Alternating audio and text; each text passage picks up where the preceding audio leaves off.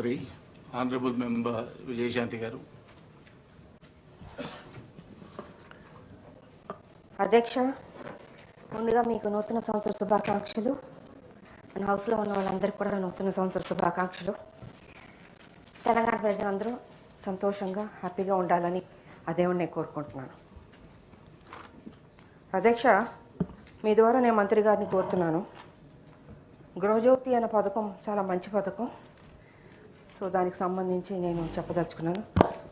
గృహజ్యోతి పథకం కింద 200 యూనిట్ల వరకు ఉచిత విద్యుత్ సరఫరా విషయంలో రాష్ట్రంలోని వివిధ జిల్లాల వారీగా ఎంతమంది అర్హులైన మహిళలకు ఉచిత విద్యుత్ సరఫరా చేశారు?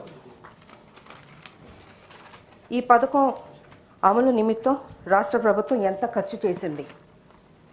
అర్హులైన మహిళలందరికీ ఈ పథకం వర్తింపుకు గవర్నమెంట్ సమర్థవంతంగా అమలు చేయడానికి తీసుకున్న చర్యలు ఏమిటి?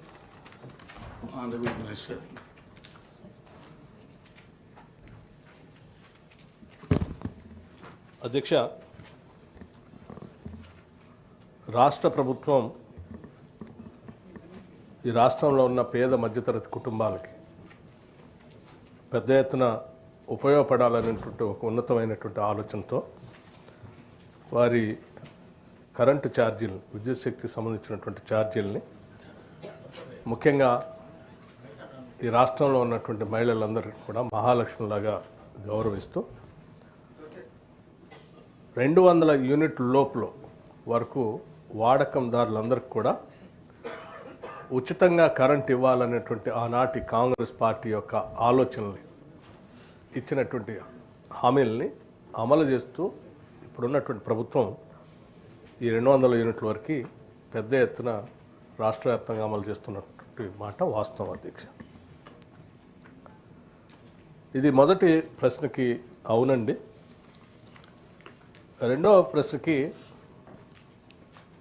ఇది కుటుంబంలో ఉన్నటువంటి కుటుంబాన్ని యూనిట్గా తీసుకొని ఇస్తున్నాం కాబట్టి మహిళలందరికీ వర్తిస్తున్నట్టే ఇది 200 యూనిట్ల లోపల వాడకందారులందరికీ. సో దీనికి సంబంధించి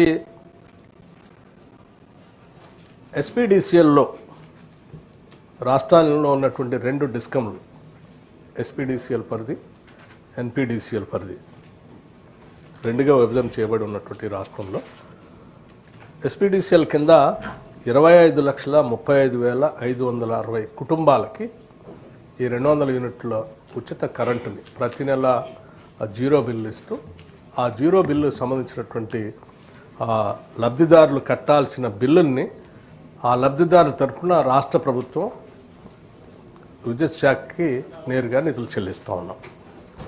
అట్లాగే ఎన్పీడీసీఎల్లో కూడా 27,46,938 కుటుంబాలకి ఈ 200 యూనిట్ల ఉచిత కరెంటుని అమలు చేస్తూ ఉన్నాం.